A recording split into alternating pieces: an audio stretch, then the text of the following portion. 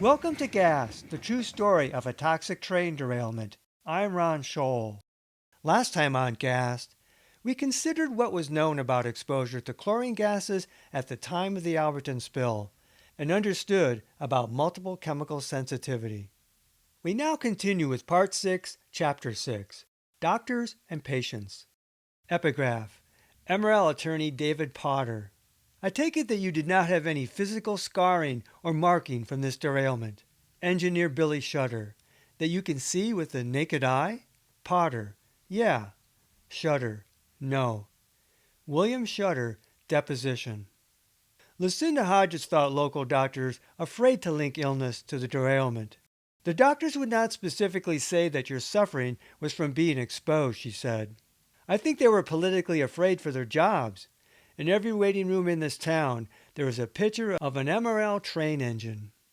Many residents complained of doctors not attributing certain symptoms to the spill or of being misdiagnosed or diagnosed with psychiatric problems. Doctors paid for by MRL influenced diagnoses, treatment, and a patient's medical record. Some patients found help with specialists, and part of that help was simply being believed. After her chlorine exposure, unrelated to Alberton, Glenda Giles found Dr. Richard Nelson, a Billings neurologist who diagnosed her with brain damage, among her many symptoms. Giles: I said, "You mean it's not all in my head?" He said, "Well, it's all in your head, Glenda, but it's your brain that's your emotions." I started to cry because he was the first person to verify that there was something physical wrong with me. Many Alberton victims mentioned panic attacks or anxiety around chemical exposure, a possible indicator for chemical sensitivity. Hodges said Dr. Mary Stranahan of St. Ignatius, who practiced holistic alternative medicine and treated chronic fatigue syndrome and MCS, told her the hard-to-diagnose cases eventually found her. She said she would be glad to testify, but it would be worthless. She knows that MRL would tear her to pieces, Hodges said. Stranahan said some people developed MCS to the point where they can't live a normal life.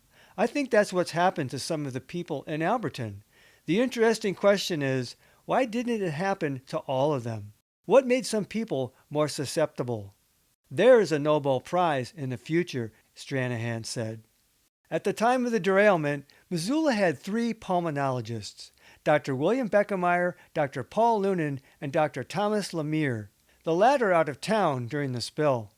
Lunan tended St. Patrick's Hospital, while Beckemeyer covered Community Hospital in Lemire's absence.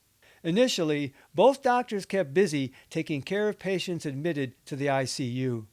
Beckemeyer, in his early 40s, had one previous chlorine patient before Alberton, who developed chronic RADS after losing consciousness during an exposure. 10 years later, the patient still had daily symptoms and relied on medications, Beckemeyer said. With the Alberton spill, he said, I have patients who have fairly minimal exposure relative to that patient who lost consciousness, who seem to have an equal amount of trouble. Beckemeyer sat on one evacuee meeting panel at the request of MRL. He recalled telling victims that based on his literature review, for most people with a severe enough exposure to be admitted to a hospital, that's a potentially catastrophic event, he said. Those who have lesser exposures may have ongoing symptoms, but it seemed like the majority of people in the literature got past it without permanent impairment. 3 years later, Beckemeyer felt his original advice was correct. Beckemeyer reported 6 to 8 of his Alberton patients developed chronic respiratory problems that lasted beyond a year. Dr. Paul Lunan, over 50 years old and originally from South Africa, worked the emergency room while also seeing about 10 hospitalized patients, including some put on ventilators and 2 who nearly died from pulmonary edema. The Lee father and son exposed on the highway. At evacuee meetings, Lunan recalled, I may well have made a statement that the great majority of people exposed to chlorine do not have serious ongoing problems, based on the literature. Lunan guessed he continued to see 15 to 20 patients 3 to 4 months after the spill. A year after the spill, he no longer saw any, including those originally critically ill. There were a variety of reasons these pulmonologists lost touch with patients in addition to any improving. Many critically injured people on the highway were from out of town. A great many injured people moved out of the area, including for reasons of hypersensitivity. And many patients said they became frustrated with the treatment they received from initial practitioners and sought out doctors who could address chronic, non-classic chlorine symptoms. In Lisa Mosca's interview conducted in 1998, Dr. Beckemeyer said he did not receive any specific information on the health effects of the spilled chemicals from any public agency, such as the EPA. Beckemeyer assured he talked with some experts from around the country who had had previous experience, and obviously there were plenty of textbooks and articles available to review, he said. Most of us know what the acute pulmonary effects of a substantial chlorine exposure are or can be, so it didn't take a lot of legwork or phone calls to find out how to take care of those who are acutely ill. Yet, Beckemeyer added, and nobody has had a lot of personal experience with it, except in places where there's been a major catastrophe. Unlike Beckemeyer, who worked the ICU, Dr. Lunin also initially treated many people in the emergency room at St. Patrick's. I think the pulmonologist in Missoula had adequate training to take care of patients acutely who had chlorine exposure, the soft-spoken Lunin told Mosca. Yet, victim after victim claimed they were never decontaminated at the Frenchtown Evacuation Center or the two Missoula hospitals, including, according to Sam Austin, in the ICU, a fundamental failure of adequate treatment. While the two treating pulmonologists had been relatively inexperienced with chlorine exposure patients, they both concurred from literature reviews that the great majority of people with non-severe exposures would suffer no chronic effects, and that view hadn't changed with their Alberton experience. However, neither physician followed many patients in the long run, nor were involved with post-spill ATSDR studies that did find chronic effects. Mosca asked Lunin if he felt the Missoula medical community had adequate training to deal with chronic symptoms of chlorine exposure, and whether he received any government guidance on chronic injury. I don't recall that I had a discussion with an EPA toxicologist about long-term effects, he said. There are less well-defined and infrequent but known long-term effects, such as the development of reactive airways disease for patients who have had significant chlorine exposure. However, he said, the long-term adverse effects from chlorine are somewhat controversial. Lunin had been part of the key April 21 two-hour conference call that Ellen Leahy held, during which hypersensitivity was discussed and excluded as a criterion issue for general reentry. According to Chris Weiss, both he and Leahy worked with local doctors to give them information on hypersensitivity and RADS. The main local contact was Dr. Lunin. Mosca asked him whether any government toxicologist mentioned the possibility of victims developing chronic sensitivity and what Lunin's understanding of chemical sensitivity was. No one warned me that that may occur, number one, he said. Number two, I don't believe multiple chemical sensitivity is a real entity. In his deposition, Lunin said that, in his opinion, so-called MCS patients often had psychological, not physical problems. He also did not believe that exposure to chlorine could cause one to become more sensitive to chemicals and was unaware of any literature confirming such sensitivity. What about long-term sensitization just to chlorine after an acute exposure? Mosca asked. I think it is probably a very poorly understood entity, Lunin answered, acknowledging he had no training regarding chemical hypersensitivity. Beckemeyer told Mosca he'd received no training for chemical exposures, but claimed we are all aware of chemical sensitization. Mosca tried to inquire if the pulmonologist gained new insight from the Alberton exposures regarding long-term effects.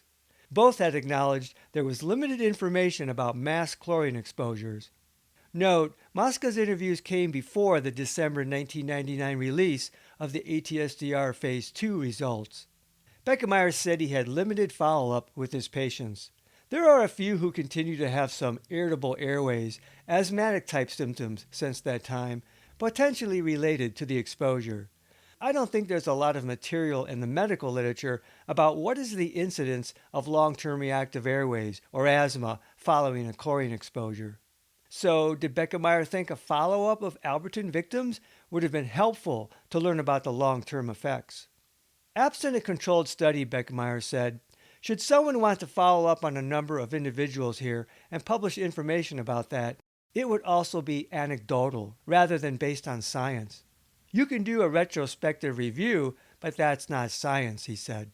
But this hardly detracted from the validity of case studies, even where exposure information was lacking. Alberton was a golden opportunity to learn. Wouldn't it be helpful to study the prevalence of problems? Mosca asked. Once again, in the absence of a scientific approach to that, it's questionable data, he said. Beckemeyer was not interested in prevalence data from the Alberton spill not scientifically gathered, while acknowledging that a controlled study was nearly impossible and unethical. With Lunin, Mosca simply asked whether new information on chronic effects of the Alberton chlorine exposure would be helpful to him and be medically helpful in case of future events like Alberton. No, he said, I think considering that it was a disaster and that things are never perfect in an unplanned catastrophe, it went remarkably well, Lunin concluded with satisfaction. In sum, despite acknowledging the limited medical literature, neither pulmonologist seemed to think there was anything new to learn from their Alberton experience. Neither physician followed many patients in the long run, nor were involved with post-spill studies that might have given them insight into the prevalence of RADS or other chronic symptoms. When Mosca concluded her interview with Lunin, he apparently felt defensive when asked if he had anything else he wanted to say. I'm an independent physician, he said. I'm not on the payroll of MRL or anybody else, but my interaction with the people of MRL was actually nothing but positive. However, Lunin later was hired by MRL to be an expert medical witness and conducted reviews of some patients he did not treat.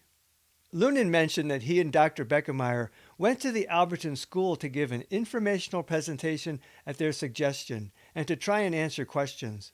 That meeting occurred May 1, 1996. I know he did it at the Alberton School, he said, so presumably things were pretty safe at that point.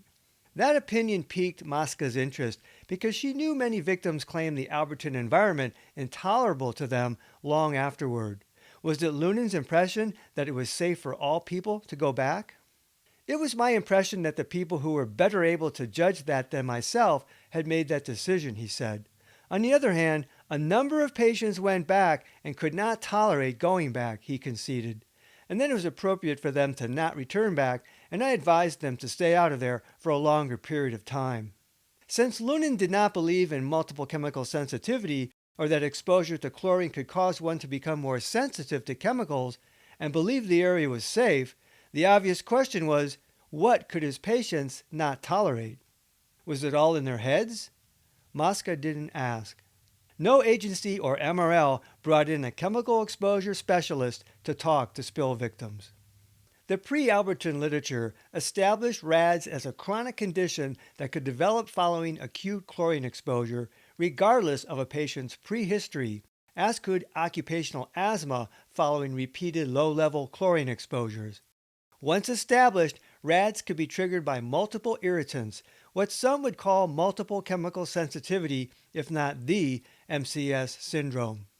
Many victims felt they were not informed by local doctors, health officials, or MRL of the possibility of developing chronic sensitivity or RADS. They were mainly assured that the majority of people would recover fully. Subsequently, when many residents returned home and had hypersensitivity, they felt largely disbelieved or ignored by doctors and officials. Poorly informed and lacking guidance, these spill victims had no explanation for what was happening to them, and this fed fear and distrust. Worse, lacking proper diagnosis, they lacked meaningful treatment. The cries of, "How come so many of us have chronic illness?" went unanswered and effectively disbelieved. Some area doctors did believe claims of chronic illness. Dr. Frederick Mote of Superior was the primary doctor due west of Alberton at the time. He had already treated a few patients with chronic fatigue syndrome and fibromyalgia who also had some chemical sensitivity. If it hadn't been for my interest in fibromyalgia, I probably wouldn't have had anything to say to these Alberton people, Moat told Mosca in 1998. Because of the fact that the majority of the patients that I've seen tell me that their doctors either do not want to treat this disease or don't believe that it exists, they have been looking for someone who's willing to take the time to listen to their problems and to try and give them advice in terms of the possibility of improving their symptoms, he said. The major types of complaints which these patients exhibited or told me about were severe headaches, problems with their eyes being very, very badly irritated, causing pain, and difficulty with vision. These patients had significant problems with difficulty breathing and cough and feeling short of breath. Some people had headaches so severe they blacked out, he said. Moat referred the more serious respiratory and eye problems to specialists, while claiming improvement in some patients with chemical sensitivity with the treatment of temporary drug regimen. He also used alternative medicine drugs with success. Moat believed in chemical sensitivity as a physical illness. Unfortunately, these people have legitimate physical complaints that are brought on by the exposure to these chemicals in their environment, he said. The effects of some of these exposures on certain individuals can last for years. There is no magic cure. It's a matter of certain medications which have been found to be helpful and a lot of counseling for these patients and help them learn to adjust to the problems which they face and give them some degree of hope for the future. Moat was ultimately critical of MRL's handling of medical complaints. Initially, he said, MRL was sympathetic to the problem. However, as time went by, there seemed to be a greater tendency for MRL to try and back out of responsibility and to try and discredit the patients as being hypochondriacs, or as trying to milk the cow, so to speak, and get as much out of MRL as they could.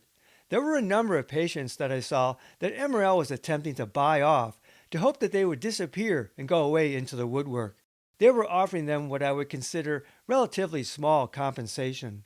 Some of these individuals have resorted to lawsuits and other means to try and get a reasonable compensation for their suffering. Like other area doctors, Moat received no direct information from any health or government official about the potential chronic effects from chlorine or the potassium cresylate. Similar as with Drs. Beckemeyer and Lunin, Mosca asked Moat if he thought the government should have done long-term tracking of the health of spill victims. But this time, she got a very different opinion. Well, I think very definitely that this should have been done, he said. How long did they continue to have problems related to this spill, for example? Moat said that in Mineral County, basically I'm the only one that took any interest in following up on these patients and trying to help them deal with their symptoms and try to help them to get some relief. Dr. Rick Neumeister was a Missoula ophthalmologist to whom MRL originally referred many patients with eye complaints. By the time of the Edgar's trial in 1998, Neumeister had become a treating physician witness for plaintiffs. MRL contended that Edgar's eye problems were unrelated to chlorine. Neumeister cited no scientific studies and gave an opinion of causation based on a temporal relationship, MRL argued, just because Edgar did not have eye problems prior to the spill. The medical literature only accounted for acute temporary symptoms of chlorine exposure to the eyes. It wasn't that studies had shown no evidence of chronic effects, there had simply been no scientific inquiry at all. But Neumeister did offer his own unpublished case studies, his experience of treating dozens of Alberton victims, long before the ATSDR Phase 2 study results that acknowledged chronic eye problems. MRL had reason to fear Neumeister. The ophthalmologist treated some 60 to 70 Alberton victims with chronic eye problems. Neumeister concluded that chlorine exposure can lead to chronic blepharitis, an abnormality of eyelash follicle or accessory oil glands, mebomyitis, inflammation of the oil glands of the eyelids, and dry eye syndrome, abnormal function of tear and oil glands leading to insufficient lubrication, itching, burning, and blurry vision. Neumeister gathered his case studies to show not only some prevalence of eye injury, but new medical evidence. Ignored by Missoula media, Neumeister's findings lay on the forefront of medical science knowledge of the chronic effects of chlorine gas exposure. If spill victims felt frustrated dealing with mainstream medical providers, they were openly challenged in the legal arena, where doctors were used as ammunition against them. While Dr. Lunan thought it unethical to team with Dr. Kilburn in a lawyer-funded study, he hired on with MRL at $300 an hour as an expert witness in the Griffin cases to offer brief summaries on at least 11 patients he did not treat. Fellow pulmonologist Dr. Beckemeyer was a witness only as a treating physician. Presumably, Lunan's opinion would add more weight to the hired armchair experts, since he had treated many victims of the Alberton spill. Almost across the board, Lunan helped contradict plaintiffs' claims of their illness being related to the spill, as well as many other medical diagnoses. Conflict sowed doubt in a jury. MRL also hired various outside medical experts to review medical files and testing data. Dr. Alan Leff reflected MRL's approach to claims of chronic injury. Leff discounted delayed symptoms, chemical sensitivity, and also marginalized RADS and its diagnosis. MRL also hired Dr. Sheldon Rabinovitz, a certified industrial hygienist whom MRL had brought into some evacuee meetings to help answer residents' medical questions. Like all non-treating physicians, Rabinovitz reviewed records to inform his opinions. MRL also hired Dr. Steve Johnson, an MRL-referred neurologist, against plaintiffs he had diagnosed. In sum, these medical experts primarily used classical assumptions about chlorine behavior to deny chlorine exposures, while blaming any chronic illness on other factors, and denying exacerbation from chlorine exposure, including smoking, coincidence, and, quote, contributing negligence, such as someone choosing to visit home on animal rescues allowed by MRL and health officials. This strategy could be effective if similar claims of post-spill exposures and illness were not corroborated by many other victims, which was why MRL wanted to try cases individually. Notably, MRL's experts opined that plaintiffs even in Alberton lived too far from the spill to have spill-related chronic illness. MRL made much of the fact that the level of chlorine was unknown because measurements were not initially made. Then, using some unreferenced model assumptions about gas cloud behavior, they dismissed claims of significant exposure based on time and distance. In sum, MRL held that plaintiffs had to prove their alleged symptoms were related to a chlorine-only exposure, absent actual chlorine dose measurements and within the strictest interpretations of the limited chlorine medical literature. On the plaintiff side, instead of using model assumptions about chlorine gas behavior, expert Dr. Michael Nakar, a hired toxicology expert in Ted Lyons' cases, looked at plaintiffs' symptoms to draw conclusions about their chlorine exposure. Based on commonly accepted chlorine exposure symptom charts, Nakar estimated levels of exposure for 59 Alberton plaintiffs. All 59 smelled chlorine, 0.2 to 3.5 parts per million of exposure. 26 suffered mucosal membrane irritation, 1 to 3 parts per million of exposure. The same 26 suffered irritation to the upper respiratory tract, at least 5 to 15 parts per million exposure. 32 suffered chest pain and burning, chest tightness, cough, and shortness of breath, at least 30 parts per million exposure.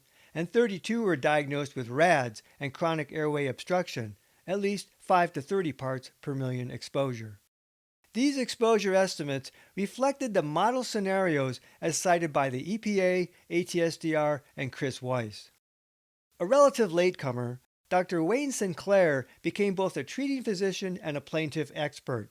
An allergist, immunologist, and former pediatrician, Sinclair arrived in Missoula from Florida in early 2000. He had accumulated a medical file on chlorine exposure since the 1980s and had testified about sick building syndrome and chemical poisonings, mainly from pesticides. Sinclair believed in multiple chemical sensitivity and that chlorine exposure could lead to chronic hypersensitivity to multiple irritants. Sinclair diagnosed many Alberton patients with asthma or RADS developing from the spill and believed that some Alberton patients became broadly chemically sensitive. He believed that chronic so-called non-classic chlorine symptoms such as gastrointestinal problems, memory loss, and fatigue all related to chemical sensitivity. Sinclair also did not discount neurological problems as arising from chlorine exposure. Dr. Cynthia Lewis Younger's ATSDR-sponsored clinical evaluation in 1999 helped put into perspective some conflicting information coming from the medical experts in the legal arena. Amid all the effort that ATSDR put and didn't put into Alberton, Lewis Younger's findings were among the most meaningful. Lewis Younger diagnosed RADS in patients who returned peak flow spirometry, which had previously gone undiagnosed. RADS, she said, was, as far as we know, a permanent condition. Lewis Younger argued we should change the standard of care. I would recommend that the medical profession change their acute response to chlorine to rely less on pulmonary functions and include peak flow spirometry as part of the evaluation in every case. People who have persistent coughing or shortness of breath after exposure may have developed RADS, she said. All of those individuals should at least be evaluated with the peak flow spirometry. This was essentially a medical bulletin. Everyone exposed in the Alberton spill should have been part of a peak flow spirometry study to detect for RADS. How many others had gone undiagnosed?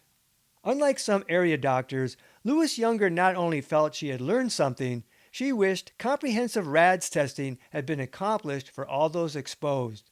The data not only would have advanced knowledge of the effects of chlorine, it would have helped people in immediate need. Lewis Younger's findings on RADS deserved a headline, but particularly so in Missoula.